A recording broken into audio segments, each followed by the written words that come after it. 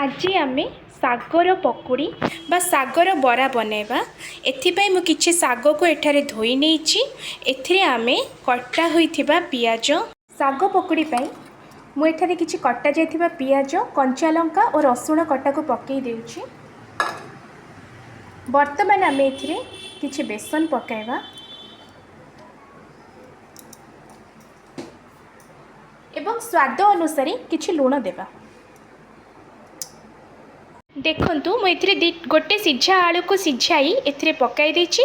एगुड़ी को वर्तमान चकड़ीबा आउ एहार बरा बा पकोड़ी प्रस्तुत करबा। देखंतु मु एपरि साग गुड़ी को बेसन सहित मिसई देछि।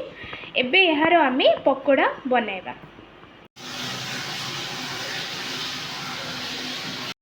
एबे हमर पैन रे तेल गरम हैला।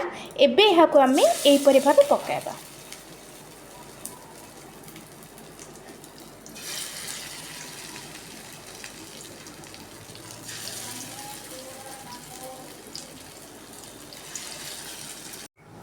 एहीपरि भाबरे आमे पकाइबा। देखंतु